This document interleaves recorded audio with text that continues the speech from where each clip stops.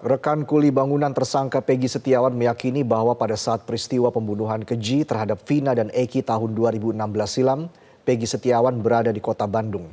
Kita akan langsung membahasnya bersama rekan Peggy Setiawan Suarsono alias Bondol dan kuasa hukum Tony RM. Selamat malam, Mas Tony. Selamat malam, Pak.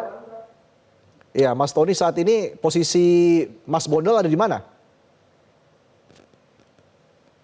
Posisi lagi sholat, Pak. Oke, baik. Mas Tony, apa yang membuat Anda yakin Ya. bahwa Peggy tidak bersalah dalam kasus pembunuhan Vina dan Eki? Ya.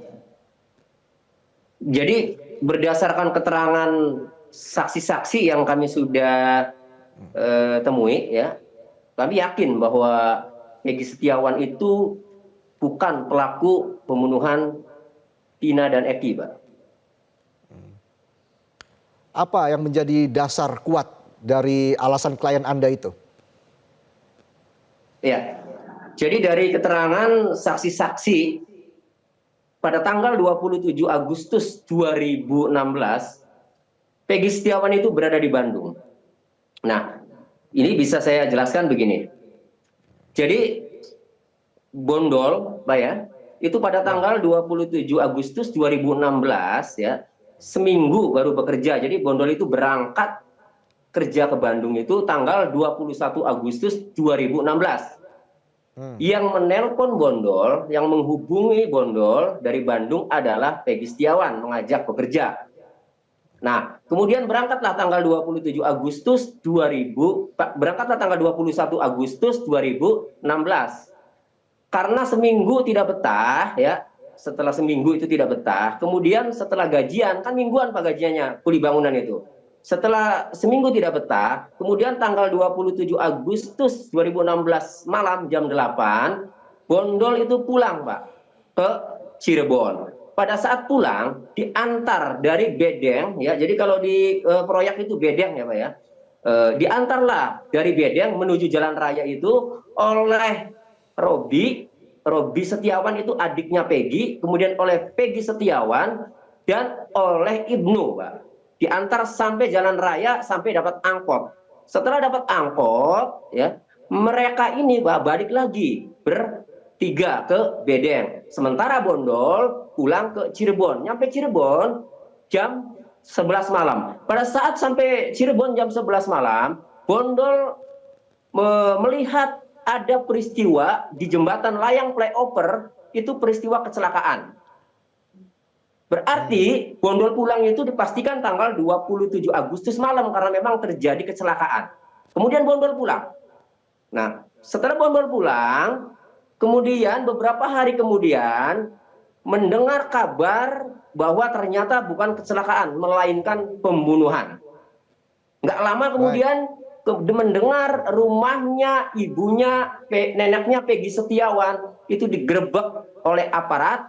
Kemudian ada dua kendaraan sepeda motor yang diamankan, yaitu Suzuki Smash dan Yamaha Jupiter.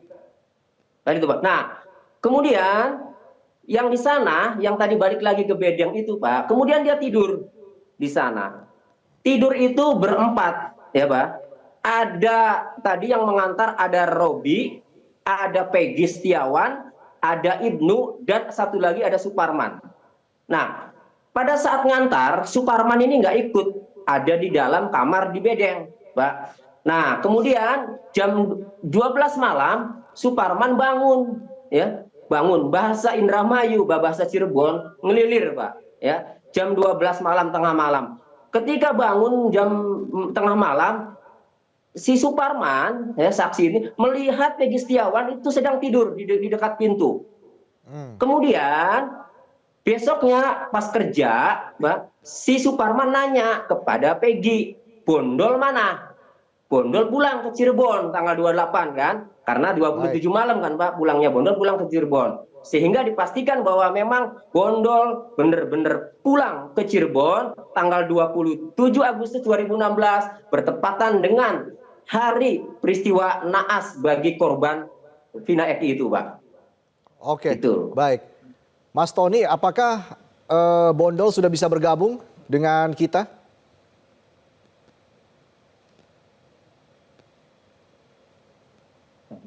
Sebentar apa ya?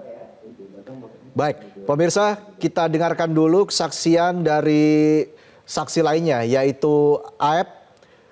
Berikut ini, pemirsa.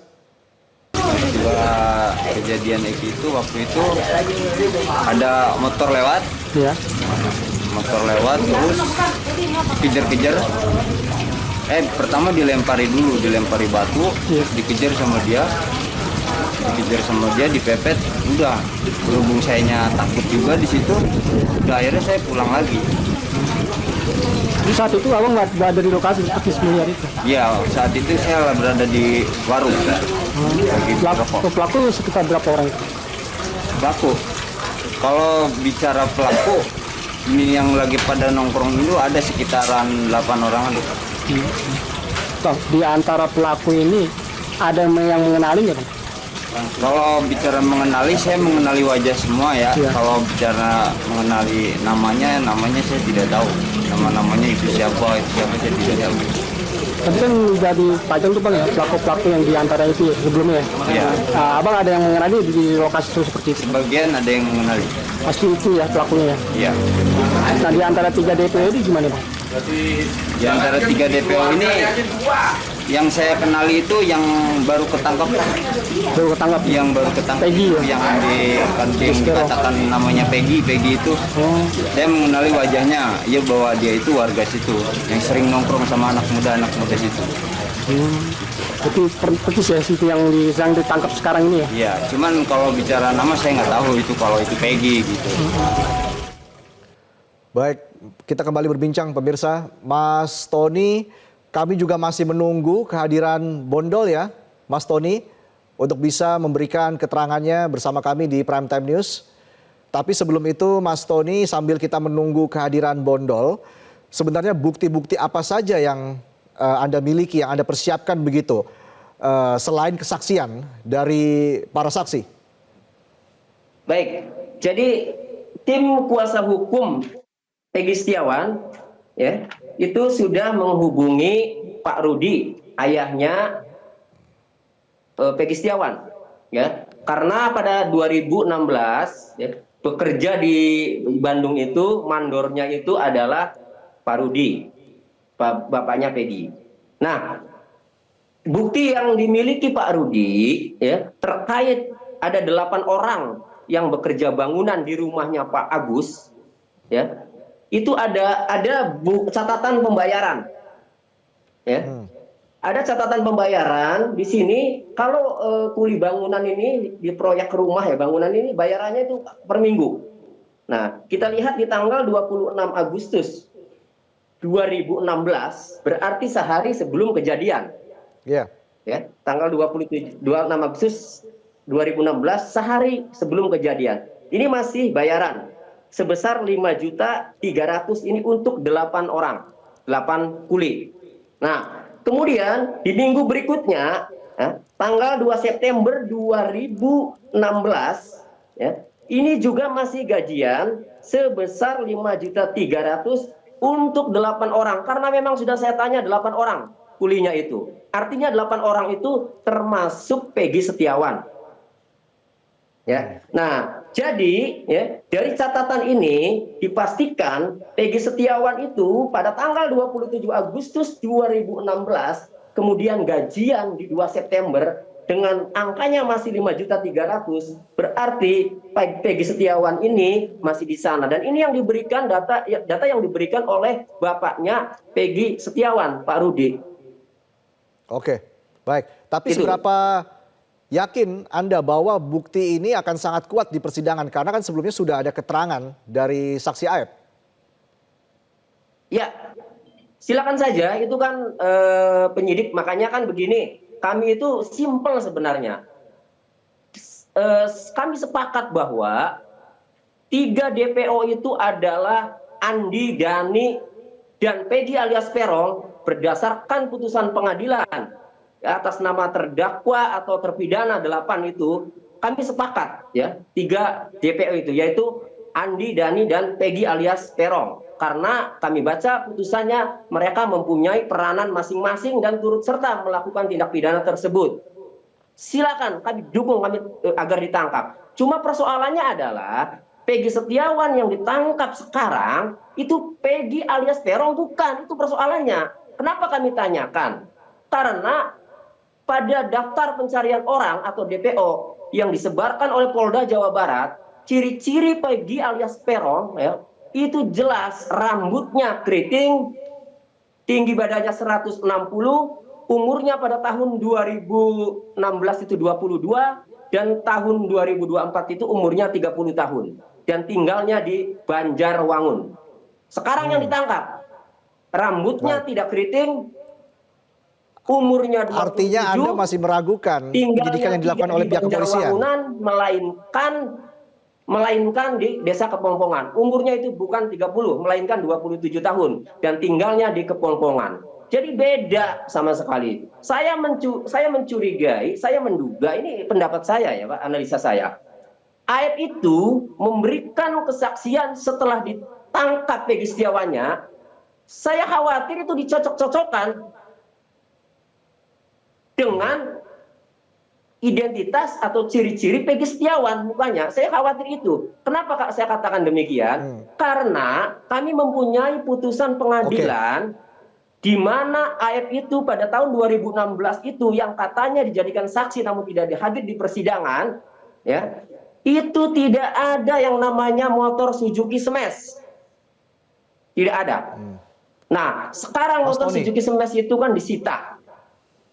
Oke, Mas Tony. Itu diumumkan atau dikeluarkan oleh AF itu kan setelah ada penangkapan Peggy Setiawan. Sehingga saya khawatir ya, Pak, ini dicocok-cocokkan keterangan saksi AF itu. Tapi apapun itu, ya, kami sebenarnya ingin tanya kepada penyidik. Apa dasarnya DPO-nya Peggy alias Peron kok yang ditangkap Peggy Setiawan? Kalau penyidik tidak memberikan penjelasan secara transparan, Baik. maka kami akan melakukan Mas langkah, Tony, yaitu mengajukan apakah Bondol sudah gelar perkara siap untuk khusus bergabung, Mas ke Tony? Bareskrim, ke Karwasidik Bareskrim Polri, Pak. Apakah Agar Bondol sudah dibedah siap untuk bergabung secara bersama kita? transparan. Apa alat buktinya? Mas Begitu, Tony, Pak. saat ini apakah Bondol sudah siap bergabung?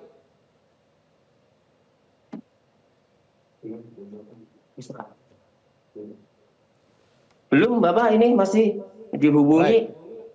Baik. Lagi Kami masih akan terus menunggu kehadiran dari Bondol untuk terus berdiskusi dengan kami di Primetime News. Terima kasih Mas Tony atas keterangannya. Jelajahi cara baru mendapatkan informasi. Download Metro TV Extend sekarang.